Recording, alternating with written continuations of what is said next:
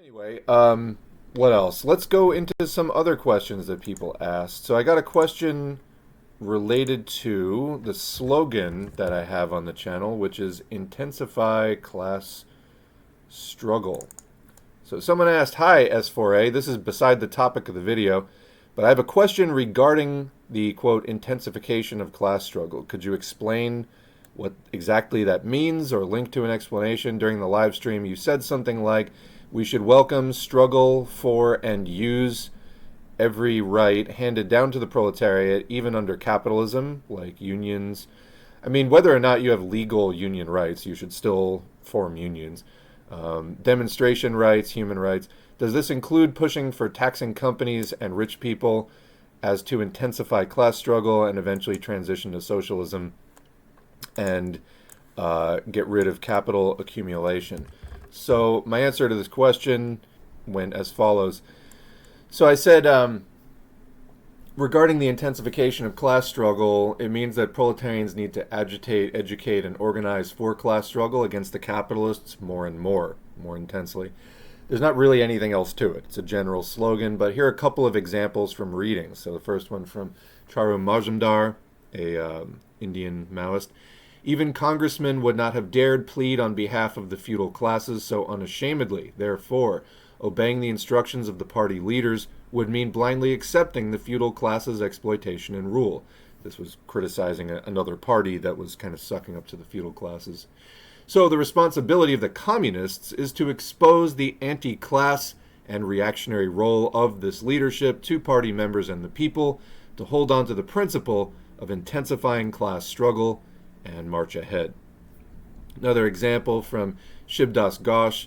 "Naturally, when after the socialist revolution it was necessary to further intensify class struggle, when the practice of proletarian culture ought to have been further heightened, when it was indispensable to keep uninterrupted this practice and the process of struggle in order to uplift the standard of proletarian revolutionary character against the infiltration of the influence of bourgeois ideology and culture into the party and the social life, when it was necessary to hold aloft the banner of cultural revolution in order to raise the cultural and political standard of the people to conform to the needs of each and every change of the character of the socialist productive system." Long phrases here. "The fact that this struggle got slackened due to the self-complacent attitude of the Soviet leadership after attainment of some stability in the social system following revolution actually led to this inevitable fall of political and cultural standards and provided the breeding ground for revisionism." So a couple of examples there on intensifying class struggle.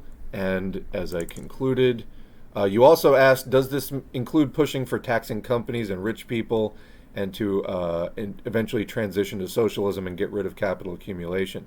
And I responded, you should understand that we do not, quote, eventually transition to socialism straight out of capitalist reforms or regulations. It requires a revolution. Definitely revisit Rosa Luxemburg's Reform or Revolution on this. It's essential. We have it on the channel and I provided a link.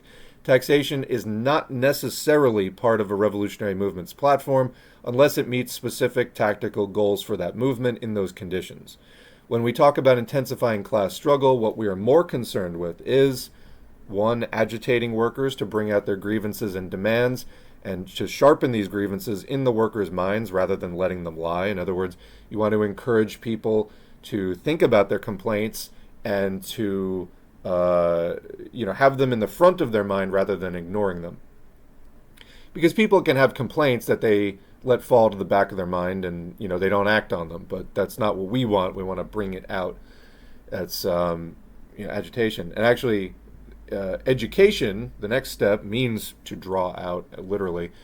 So you educate workers on the systemic historical factors that are causing their exploitation and depression, which is the basis of their grievances, and explain that, what their historical tasks are as a class to bring about an end to it.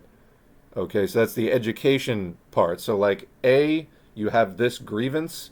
B, here's how this grievance is tied into capitalism. And here are what your historic tasks are to end that. And then C, organize workers to fight to do those tasks and to build class consciousness, discipline, and militancy in the process of that struggle.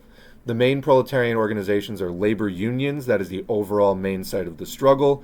There also needs to be a proletarian political party that can advise and direct the proletariat using historical materialist analysis. Remember that politics is the concentrated essence of economics, so the class interests that exist within economic contradictions, those get expressed through political parties, so political parties have a class nature, and so on. So anyway, some thoughts on the slogan that you'll see. This actually just came out of back when I was using Twitter, and the handle was socialism for all / S4A. That had extra characters, and people put different things, kind of like a bumper sticker, vanity plates, whatever, in the rest of their Twitter handle. So I just filled out the rest of the characters that were at my disposal with what would I like people to read every time they see my posts. Intensify class struggle. And then I transferred it everywhere else because I kind of liked it, actually, and I still do. So that's Intensify class struggle.